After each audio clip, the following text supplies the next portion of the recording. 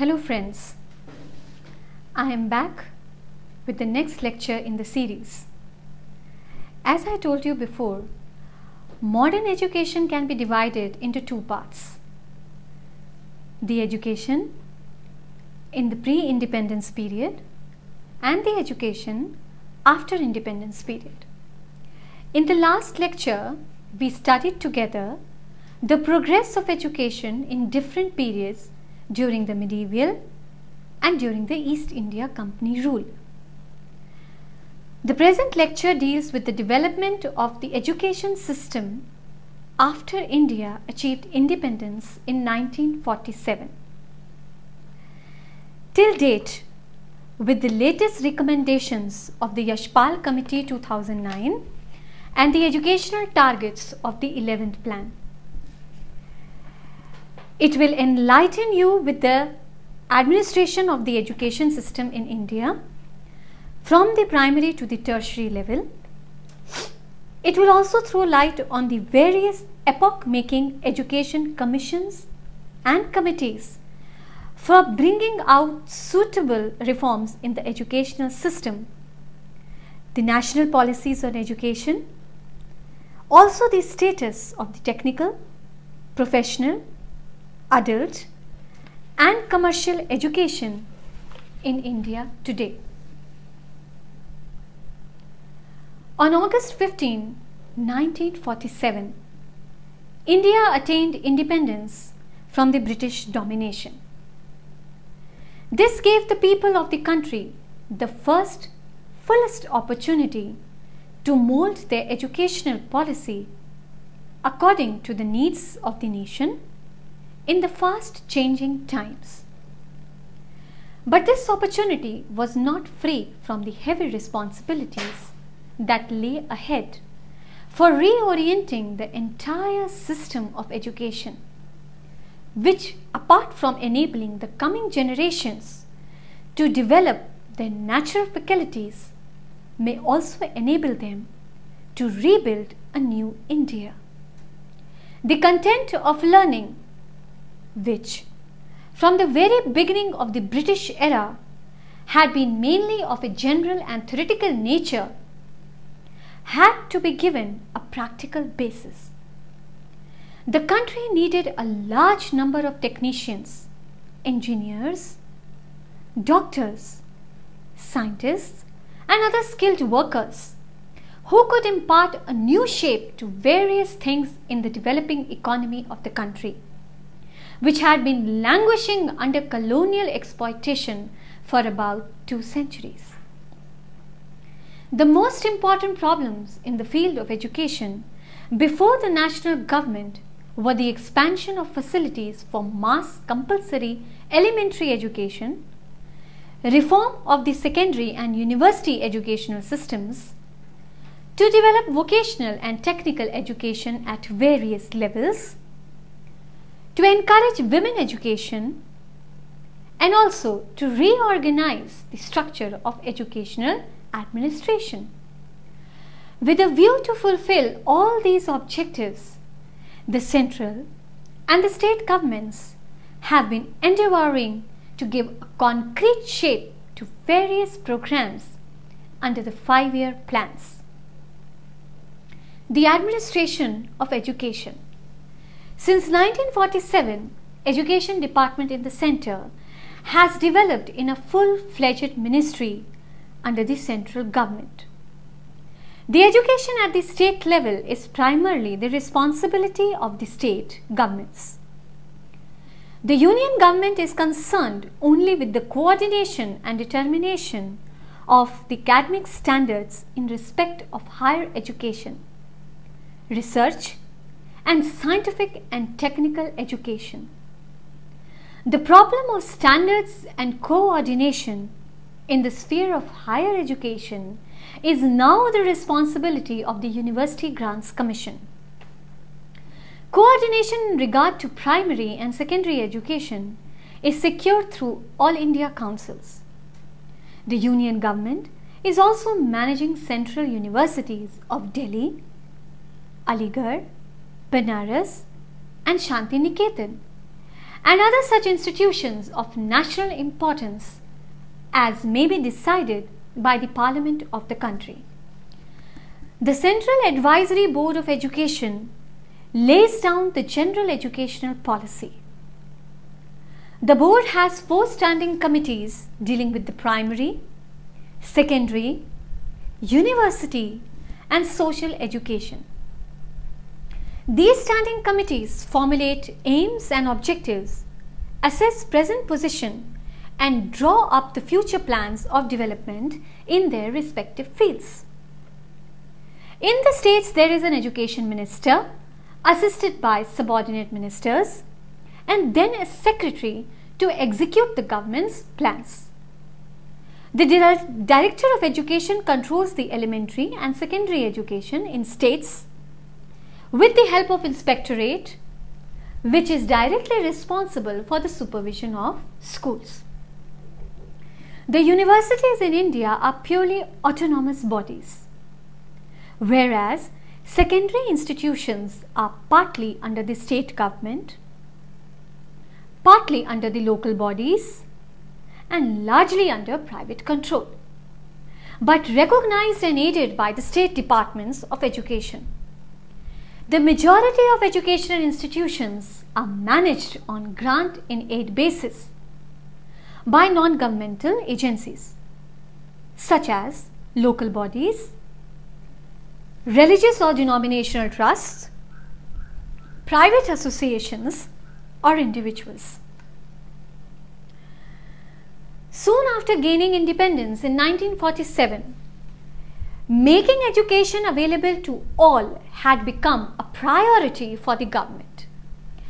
As discrimination on the basis of caste and gender has been a major impediment in the healthy development of the Indian society, they have been made unlawful by the Indian Constitution. The 86th Constitutional Amendment has also made elementary education a fundamental right for the children between the age group 6 to 14.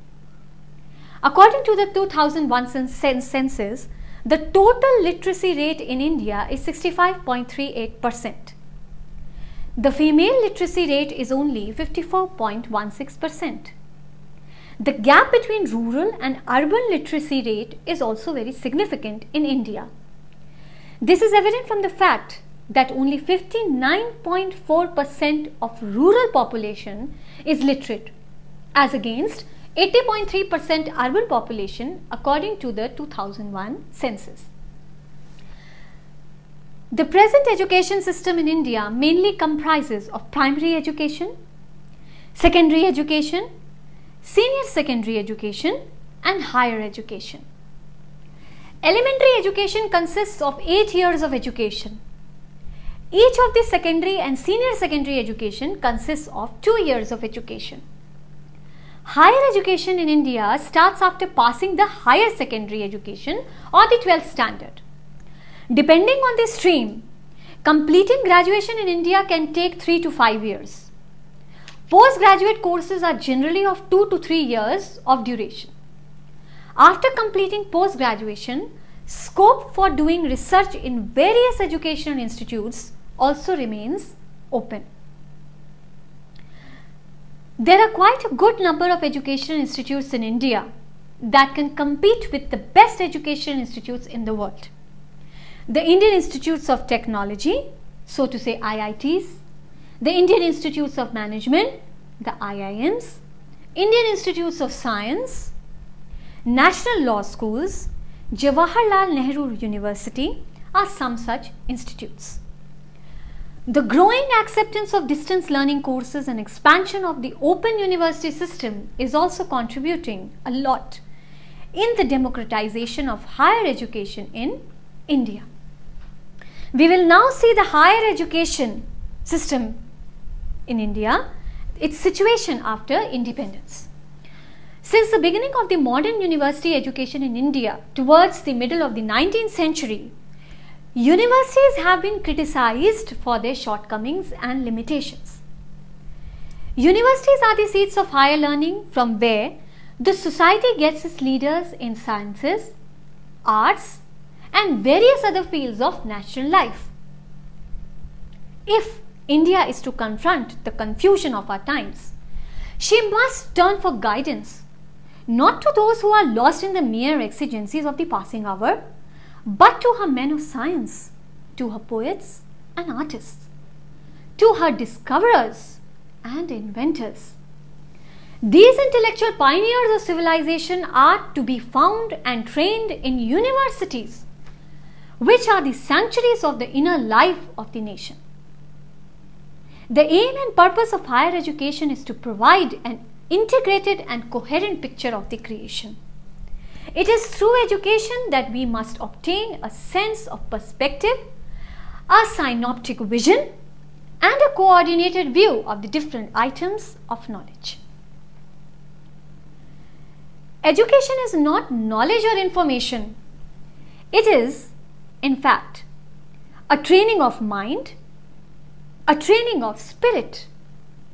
It should aim at imparting both knowledge and wisdom.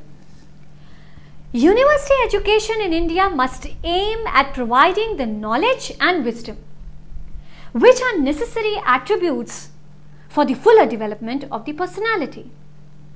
Unfortunately, universities in this country have been working under severe limitations, and hence they suffer from all possible ills which would vitiate an unhampered academic growth. After independence, considerable changes in the political, social and economic structure of the country took place, throwing greater responsibilities and challenges before the universities to provide leadership, guidance and qualified personnel in various fields of national reconstruction. The academic problems assumed new shapes and universities had wider conception of duties and responsibilities before them.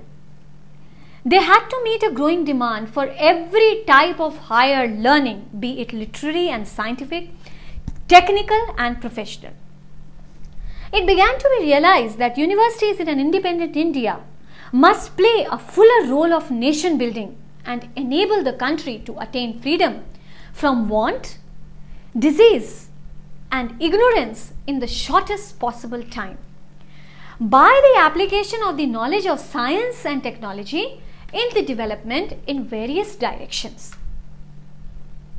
Some of the main events in the sphere of university education during the post-independence period have been the appointment of the University Education Commission in 1949, the establishment of University Grant Commission in 1953, and the passing of the UGC Act in March 1956 by the Parliament and establishment of a number of national laboratories and other institutions of higher technical and engineering education.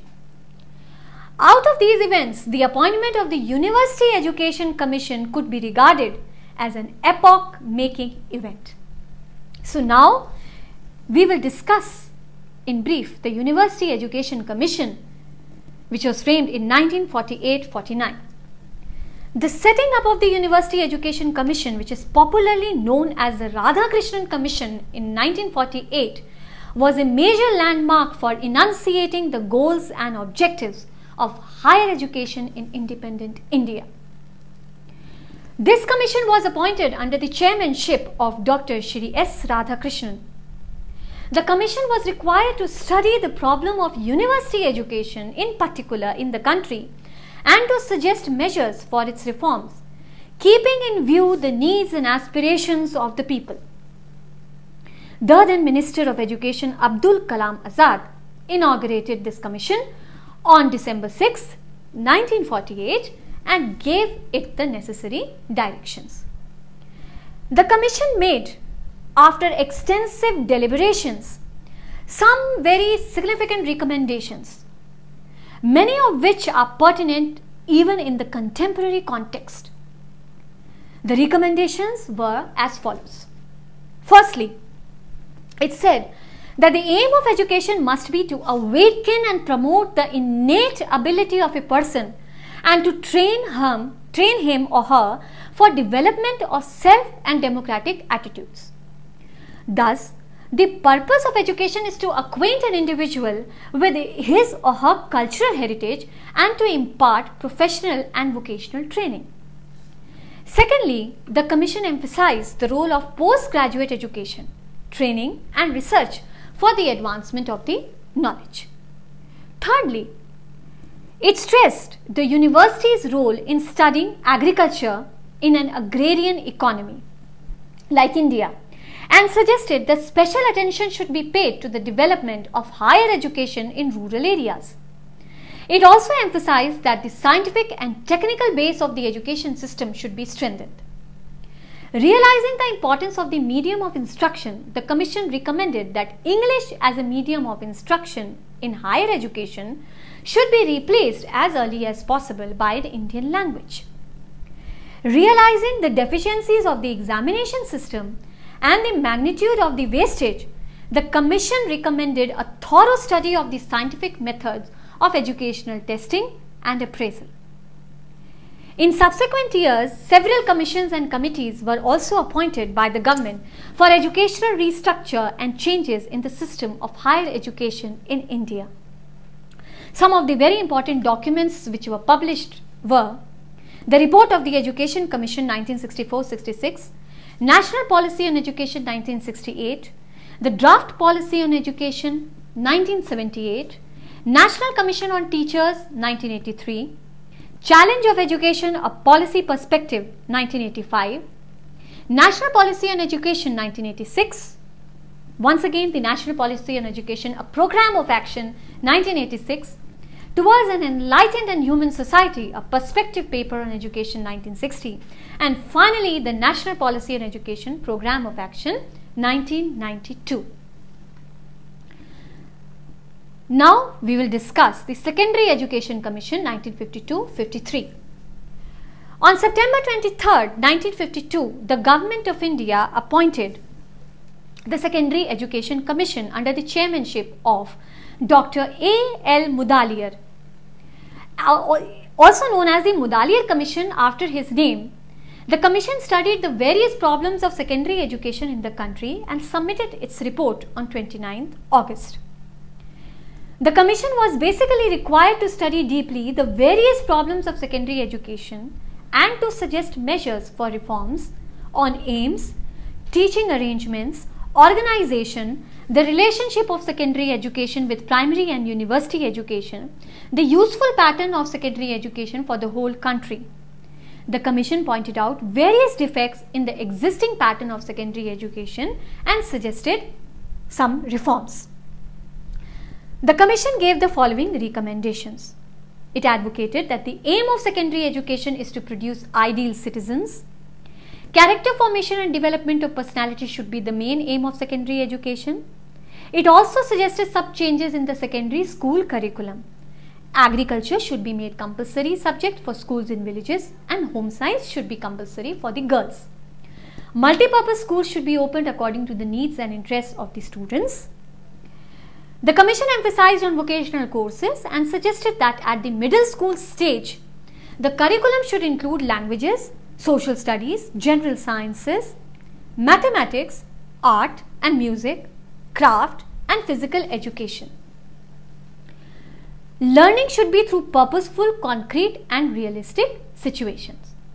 The Commission also felt that in order to broaden the pupils' understanding of the scope, nature and significance of the various occupations of industries, proper arrangements should be made for their guidance and counseling.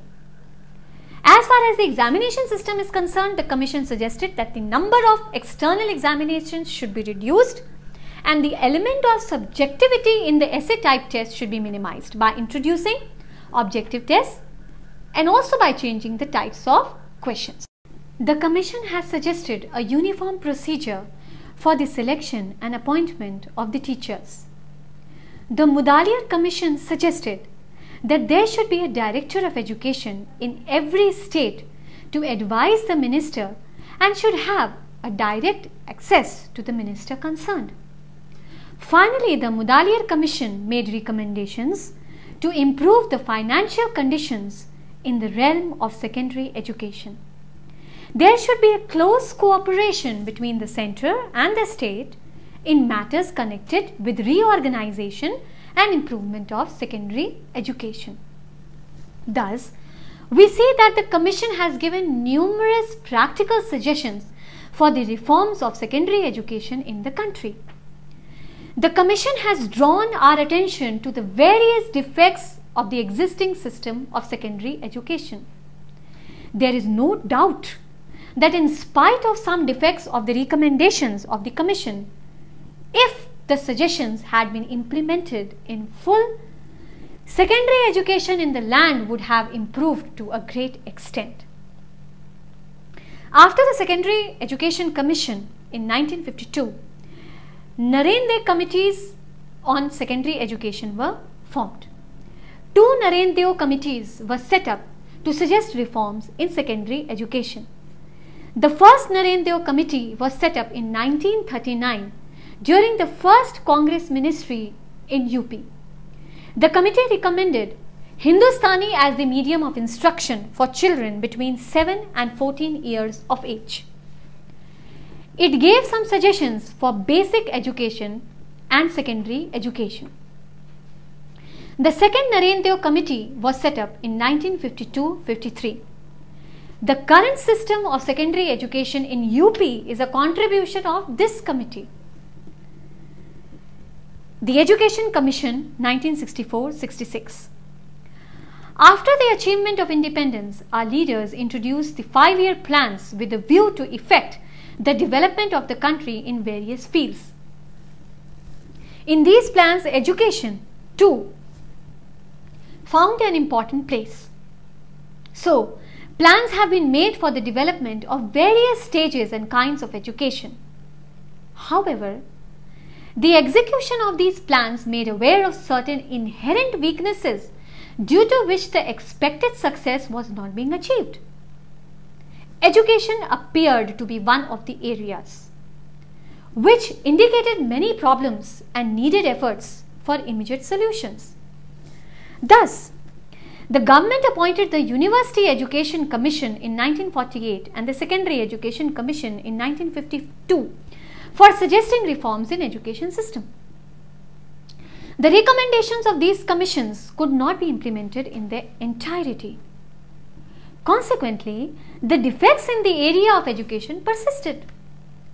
For removal of these defects, the Government of India appointed an Education Commission in 1964 under the chairmanship of Daulat Singh Kothari. The commission is thus popularly known as the Kothari Commission. The purpose of the Commission of 1964 too was to study the various problems of education in the country and suggest measures for their removal. This commission basically emphasized on education for national development. The commission asserted that the progress of the country, development of finance, social security and welfare activities could be ensured only through education. Therefore, education should be given the highest priority in any scheme of national development. The Education Commission opened its report thus: the destiny of India is now being shaped in her classrooms. This, we believe, is no more rhetoric. In a world based on science and technology, it is education that determines the level of prosperity, welfare and security of the people.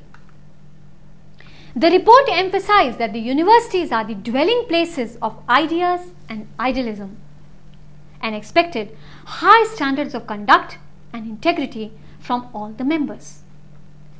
They must be continuously engaged in the pursuit of truth and excellence in all its diversity, a pursuit that needs above all courage and fearlessness.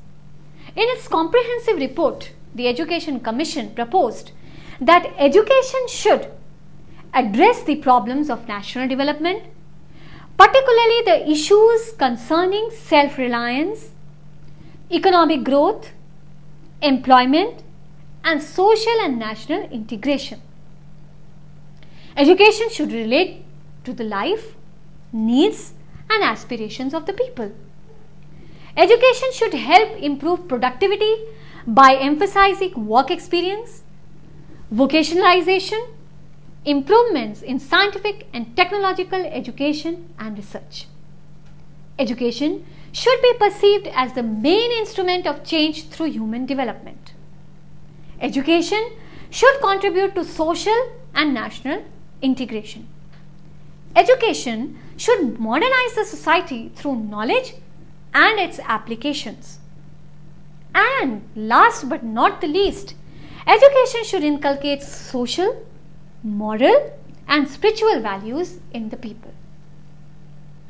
The Kothari Commission very rightly said, while the fundamental values to which the universities owe their allegiance are largely unrelated to the time and circumstances, their functions change from time to time. Their tasks are no longer confined to the two traditional functions of teaching and advancement of knowledge. They are assuming new functions, and the older functions are increasing in range, depth and complexity. The Commission emphasized that the universities must learn to encourage individuality, variety and dissent within a climate of tolerance. The Indian universities should strive to assist the schools in their attempts at qualitative self-improvement. Universities should conduct experimental schools, run advanced courses for teachers in various school subjects, assume greater responsibility for the training of teachers at all levels, develop new curricula, textbooks and teaching materials.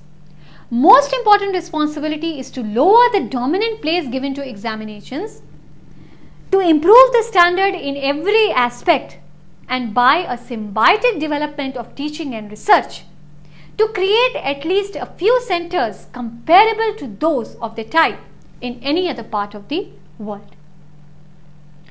The Commission set out the following functions for the universities in the modern world. Firstly, to seek and cultivate new knowledge, to engage vigorously and fearlessly in the pursuit of truth, and to interpret old knowledge and beliefs in the light of new needs and discoveries. Secondly, to provide the right kind of leadership in all walks of life by helping the individuals develop their potential. Thirdly, to provide society with competent men and women trained in all professions who, as cultivated individuals, are imbibed with a sense of social purpose. Fourthly, to strive to promote equality and social justice, and to reduce social and cultural differences through diffusion of education. To foster in the teachers and students, and through them in the society generally, the attitudes and values needed for developing the good life in individuals and society. And lastly, to bring the universities closer to the community through extension of the knowledge and its applications for problem solving. Now we will see the different national policies on education from time to time. The necessity of national policy on education cannot be overemphasized, as it is related to the essential development of a country. It was in 1968 for the first time that a national policy on education was formulated for preparing suitable hands for shouldering responsibilities in the various fields of our national reconstructions. Number of programs was included in this policy, viz. Free and compulsory education, development and protection of all the Indian languages, equality of educational opportunities, identification of the gifted children, provision of work experience and national service scheme, science education and research, education in agriculture and industries, reform in examination system, part-time education and correspondence curriculum, expansion of literacy and adult education and sports and games. On 20th April 1986, a new educational policy was placed before the Indian Parliament for consideration and approval. It was a result of the renewed priority assigned to education by the government of late Shri Rajiv Gandhi. The policy had the following objectives. Firstly, vocationalization of education. Particularly at the secondary stage of education, the curriculum should be job oriented. Secondly, to awaken people about the various scientific and technological developments and to make the students at the various stages of education aware of the same in order that they may utilize them in the future life. Thirdly, to encourage the governmental and non-governmental efforts for wiping out illiteracy and to emphasize the necessity of adult education, formal education and open schools. The basic recommendations of the policy were related to national form of education, more emphasis on learning, delinking degree for any service, vocationalization of education, importance on moral values, emphasis on reforms in the examination system, education of the weaker section of the society, starting of an all India educational service, starting of open universities, establishing many Navodaya Vidyalayas, women education, Operation Blackboard and preservation of the culture. For raising the standard of women, special attention has been paid on their education in the new educational policy. In order to minimize the prevailing distinction between men and women, it has been recommended that in technical and vocational education, women should be accorded due place. It was also suggested that textbooks hinting at the distinction between men and women in providing facilities should be rewritten according to the new educational policy. The National Policy on Education 1986 and its program of action, which was the result of deliberations, consultations and consensus, was reviewed and updated in 1992. The introductory part of the program of action envisages that given the rich diversity of our nation, it would be in the fitness of things if each state and union territory formulates a state program of action in accordance with their situational imperatives as well as with the program of action 1992. The National Front government, entrenched at the centre as early as 1990, formed an education committee under the chairmanship of Sarvodaya leader Professor Ram Murthy. The purpose was to examine old educational policies and to suggest new measures for promoting industrialization and development of rural areas of the country. Also, it suggested suitable measures for decentralization of education system and for making the Operation Blackboard scheme of 1986 policy more successful. The committee further advised to point out ways and means for reorienting the higher education. Next came the Janardhan Reddy report in 1992. Janardhan Reddy committee was appointed in 1992 in order to make a detailed examination of the report submitted by Professor Ram Murthy in 1990 as discussed above under the Central Advisory Board of Education. It was basically formed to look into the educational progress of scheduled castes and tribal people and to do the needful for bringing these people up to a desirable educational standard according to their inherent capacity and expressed desire. The Reddy Committee further recommended that all the state government in the country should appoint similar committees in their separate jurisdictions in order to educate the scheduled caste and tribal people as much as possible. The committee emphasized the development of a common school system in order to provide all the needed facilities to the so far neglected backward class people. it also emphasized that Navodaya Vidyalaya school should be established in all the districts of each and every state of the country. The committee also gave suggestions with regard to free and universal education of the children, adult education and vocationalization of secondary education, university education, teachers training and financial provision. It also recommended for the appointment of the All India Council for Technical Education. It suggested that a new system of education should be established where the load of the school bag of children will definitely be reduced. Now we will have an overview of some experiments in the Indian education. Although the Britishers succeeded in crushing the Indians physically, yet they could not change the Indians' mental defiance. The revolution was crushed, but the sparks continued to emanate, and the fire of revolution remained burning in the hearts of Indians. One of the sparks that emanated from this fire was that of educational revolution. Men in position made efforts to open such educational centers that followed the education pattern of Vedic and Buddha era, which you must be remembering from our first lecture, and was also in keeping with the pattern followed by the other progressive nations of the world. It was decided to impart education of nationalism, cooperation and social unity, besides various other subjects.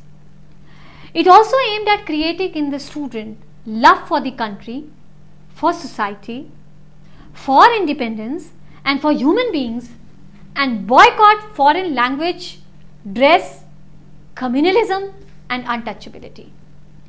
Consequently, some such institutions were founded that did not have any interest in the government financial help and its educational policy. The important ones among these institutions were the Vishwa-Bharati University, as you can see the campus, the beautiful campus on the slide, the Vanasthali Vidyapeeth, undoubtedly it has large campus, the Gurukul Kangri, Jamia Millia, the Aurobindo Ashram, SNDT University, it's a women university, Vidya Bhavan, Udaipur, etc.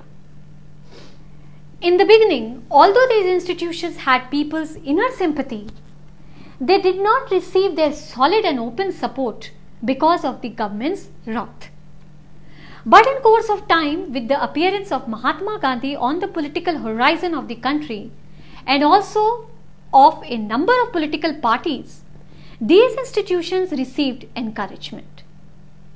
These institutions continued their struggle for life during the British in the hope of a better future atmosphere and started developing after the country achieved freedom. Today, these are one of the most renowned institutions not only in India but also in the world, and students all over the world, they come and study in these institutions. Now we will see the progress of technical and vocational education after independence. A common charge which is levelled against the Indian education is that it is from the beginning literary in character and that it lacks seriously in vocational, industrial and technical aspects. Nearly all the commissions and committees appointed on Indian education from time to time have reiterated this complaint. After independence, the attention of the country has been focused on this deficiency and efforts have been made in the sphere of technical and vocational education. The Secondary Education Commission 1952-53 and the Kothari Commission 1964-66 have emphasized the importance of vocationalized education, and they have recommended that education at least up to the secondary stage must be vocationalized. The Kothari Commission also emphasized the need of production-oriented education and the necessity of work experience for all students at all stages of education. Many of the recommendations of Education Commission for vocationalization of education could not be fully implemented. Some multipurpose schools were started according to the Secondary Education Commission, but this scheme was ultimately stopped because it could not succeed. Vocational and technical education in India has developed in relation to assessed future demand for manpower and has largely been responsible for the growth of our industrial structure. According to the Planning Commission, the technical education system represents a national resource of science and technology with specialized laboratories, sophisticated instrumentation facilities, and more importantly, teams of highly qualified scientific and engineering personnel on their faculty. These internal resources should be utilized not merely towards technological self-reliance, but also to bring about progressive improvement in the quality of technical education. Now we will have an overview of the educational development, the current scenario in India. The various states of the country are made responsible for progress of education in their respective areas. But the center also shares responsibility in some fields of education. According to the Constitution Amendment of 1976, some of the subjects of education have been placed under the joint responsibility of the state and the center. The center is responsible for determining the standard of higher research, science education, technical education and higher education. All educational institutes, scientific, technological institutes of national importance are run on the finances obtained from the center. The universities in India in the present times can be classified in various categories like central universities, state universities, deemed universities, private universities, agriculture universities, institutes of national importance and open universities. These universities play an important role not only in the sustenance of a just and vibrant society, but also in the continuation of its rich democratic tradition. After independence, the number of institutions has increased significantly. The expansion of the system normally refers to one or a combination of an increase in the number of institutions, a growth in student enrollment, an increase in the number of teaching and non-teaching staff, the diversified structure in terms of courses, institutional structures and management styles, and an enhancement of expenditure on the operation and development of the system.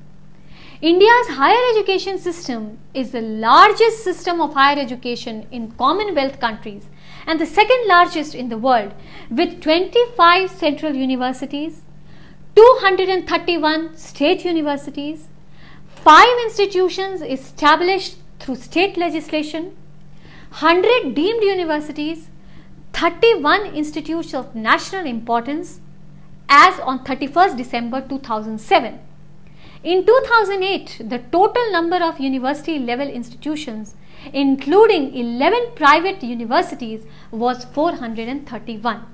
Number of colleges, 20,677. Teachers were 5.05 lakhs and the number of students enrolled was 116.12 lakhs.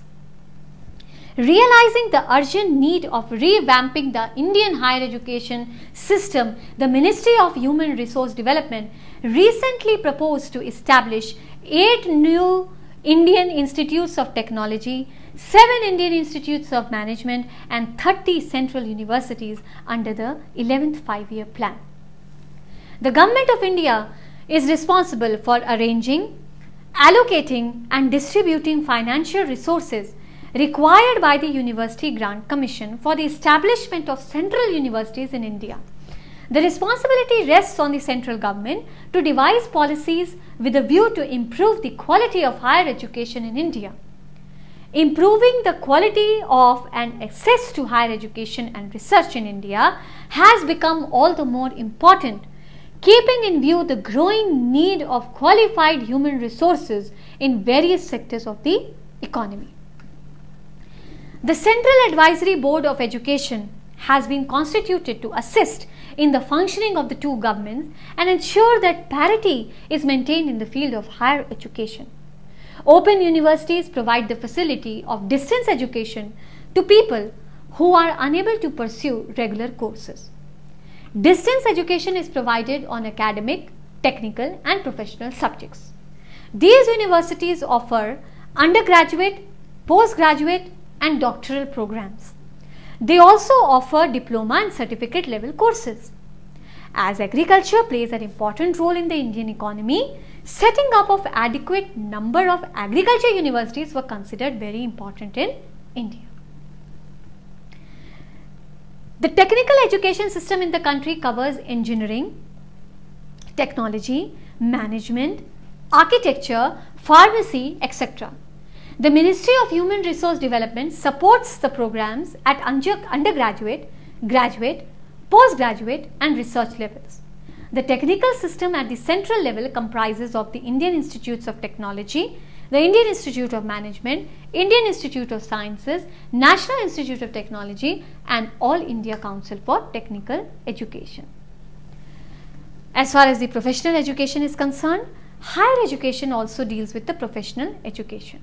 For this, a network of public and private polytechnics and vocational institutions controlled and supervised by the councils is specializing in each discipline exists.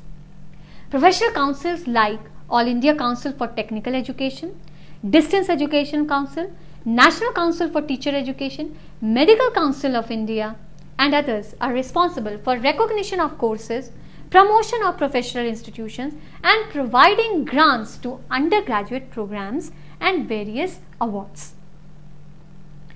Our government has rightly chosen to educate the illiterate adults.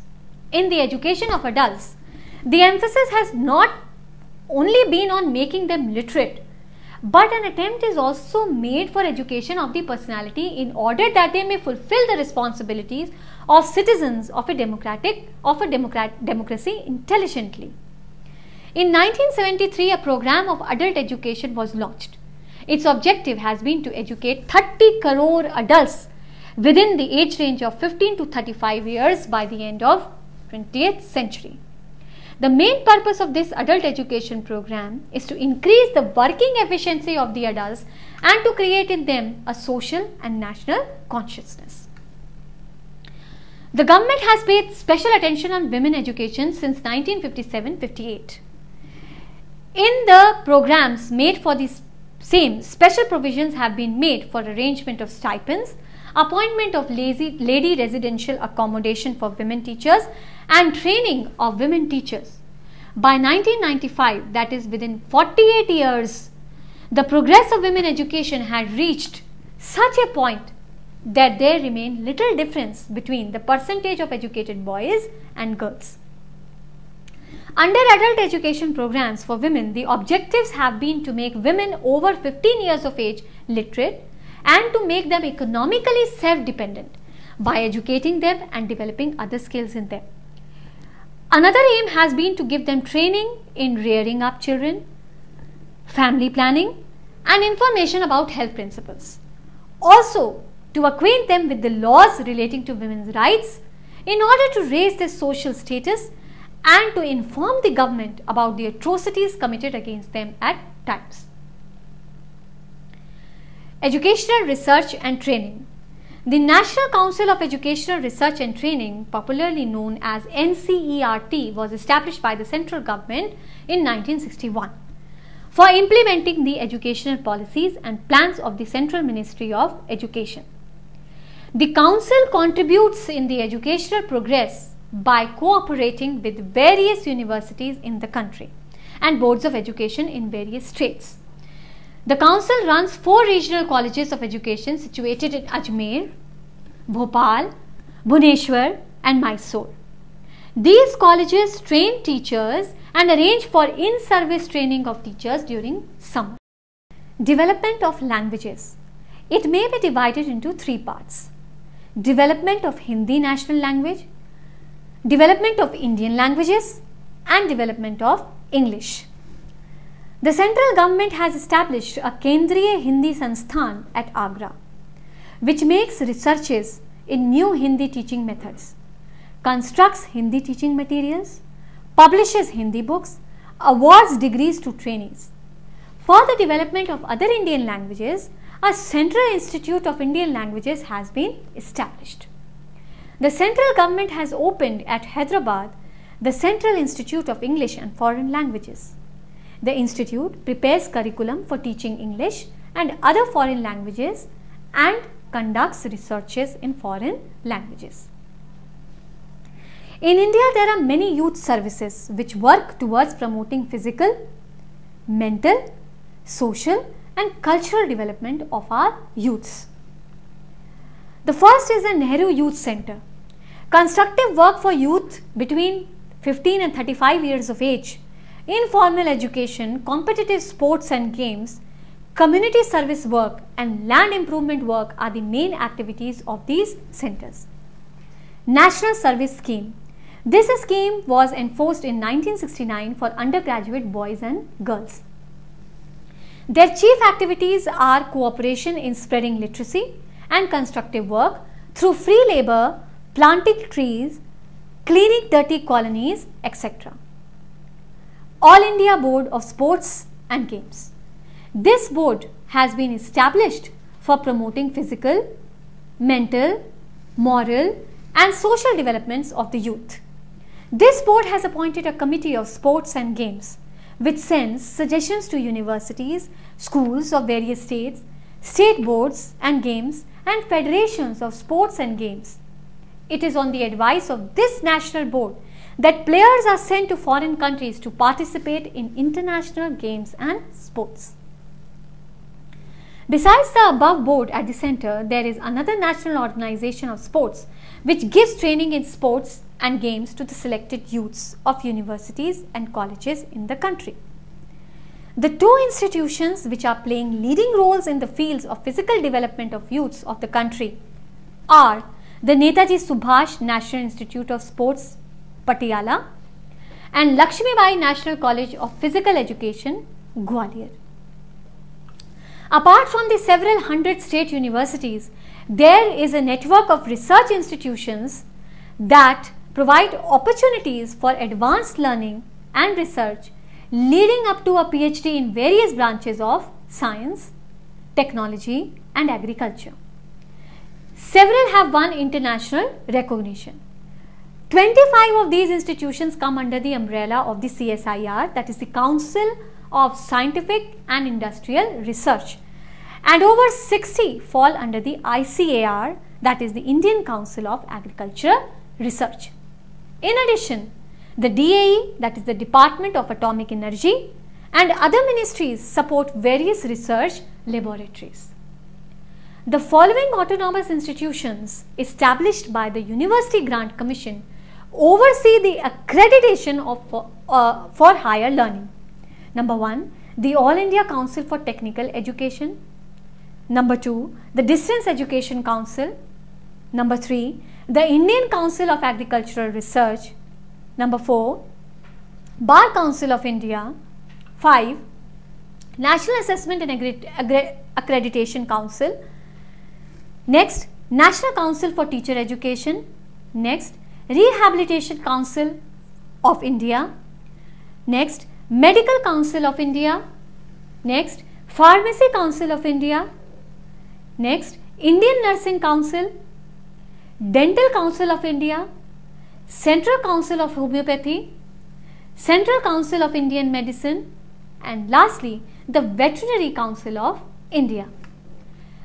The Indian education system is generally marks based. However, some experiments have been made to do away with the marks based system, which has led to cases of depression and suicides among students.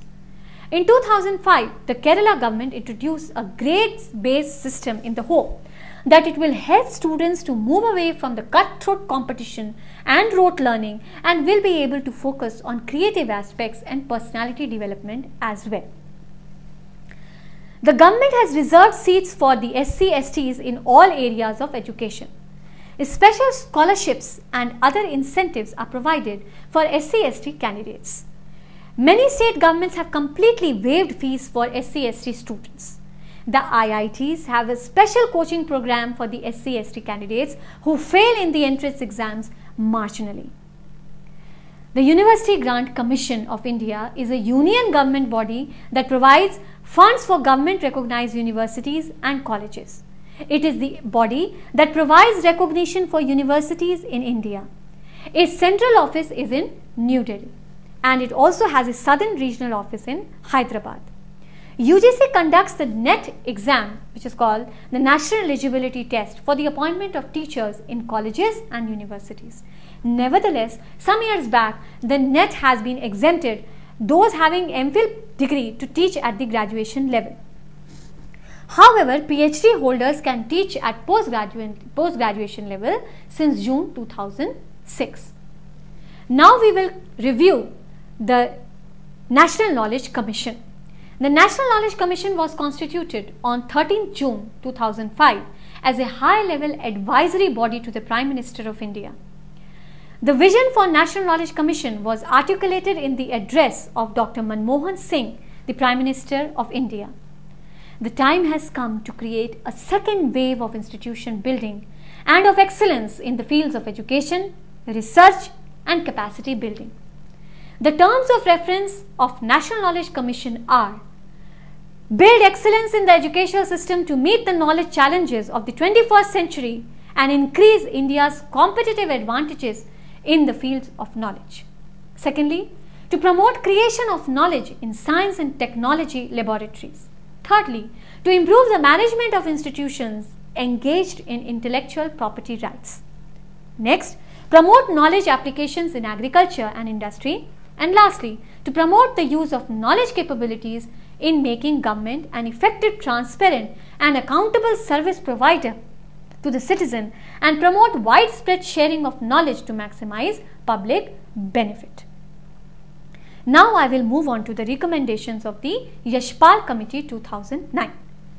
The most recent Yashpal Committee 2009 emphasized that at the undergraduate level, students should be exposed to various disciplines like humanities, social sciences, aesthetics, etc. in an integrated manner. This should be irrespective of the discipline they would like to specialize in, whether general or professional, higher education like medicine, engineering, etc. Therefore, the committee recommended that professional institutions including IITs, IIMs should be returned to universities in a complete administrative and academic sense by abolishing intermediary licensing bodies. Such a measure will open the possibility of new kinds of course designing for professional learning in all fields from management and architecture to medicine and engineering. Whether the IITs and IIMs should be returned to universities or not require an intense informed debate. The role played by them cannot be undermined. Now we will see the education for all, the targets and achievements of the 11th plan. The Prime Minister Manmohan Singh has termed the 11th five-year plan as the India's educational plan. The 11th plan, approved at the meeting of the National Development Council in December 2007, places the highest priority on education as a centered instrument for achieving rapid and inclusive growth. At INR 2.70 lakh crore, it constitutes 20% of the plan, representing a credible progress towards the target of 6% of GDP. The 11th five-year plan presents a comprehensive strategy for strengthening the education sector, covering all segments of the education pyramid. In order to attain the objective of universalization of elementary education, the government has enacted the Right of Children to Free and Compulsory Education Act 2009, which provides for free and compulsory education to all children in the age group of 6 to 14 years. The RTE Act has come into force with effect from the 1st April this year itself, 2010. And this is a historic day for the people of India, as from this day the right to education will be accorded the same legal status as the right to life as provided by the Article 21A of the Indian Constitution. Every child in the age group 6 to 14 years will be provided 8 years of elementary education in an age appropriate classroom in the vicinity of his or her neighborhood. The target fixed vis-a-vis the achievements made under the Sarv Shiksha Abhiyan during the 11th plan period, you can very well have a look at this slide. In order to strengthen and bring qualitative improvement in school education at secondary, senior secondary stages, the following 3 centrally sponsored schemes have been launched during the current 11th 5-year plan. Rashtriya Madhyamik Shiksha Abhiyan, schemes for setting up 6,000 model schools at block level as benchmark of excellence, and scheme for construction and running of girls' hostels for students of secondary and higher secondary schools. The government have fixed target of achieving 80% literacy, bridging the gender gap of 10% and minimizing the social and regional disparities by 2012. To achieve this goal, government has launched Sakshar Bharat, a new variant of National Literacy Mission with effect from 1st October 2009. The grant in aid of rupees 325.98 crores has been released to 19 states as first installment of Government of India's share. As far as the adult literacy program is concerned, the aim is to increase adult literacy to 85% by the end of 11th plan period. Of the 30 crore adult illiterates in our country, a significant proportion is not covered under any adult education program. A program using the new computer-based self-learning system will be framed for the 35 plus age group. A computer-based functional literacy tool developed by Tata Consultancy Services has the capacity to make an adult illiterate read a newspaper in 8 to 10 weeks. This seems as a potential tool. If deployed nationally as a mission, India can become 100% literate within 5 years. So we see that despite all the efforts to develop the education system in India, access, equity and quality of education in India continue to haunt the policy makers till this date. This has mainly been due to the widespread poverty and various prejudices. The inability to check the dropout rates among the marginalized sections of the population is another cause of worry. Many aspects of the current educational setup demand review and change. Until concrete steps are taken to reformulate our methodology of imparting education, we shall continue to underutilize, even waste our youth, and this could have serious consequences in the future. It would be better to draw an analogy between our education system and the theory of evolution, which states that whenever members fail to modify their reaction in response to the variation in the stimuli, that species is set on the way to extinction. This analogy was given by Mansi Joshi, expressed in Views paper. However, the renewed emphasis in the education sector in the 11th 5-year plan and increased expenditure in both primary and higher education can act as palliatives for the Indian education system. So, my dear friends, here we come to the end of the Indian education system, the overview right through the ancient age till date, the year 2010. And we have seen how the education system has progressed from time to time. I have tried my best to give you the most recent data with the Yashpal Committee, the National Knowledge Commission, and of course the targets achieved by the 11th 5-year plan. It was wonderful to interact with you, to give you these details. Thank you very much. God bless you.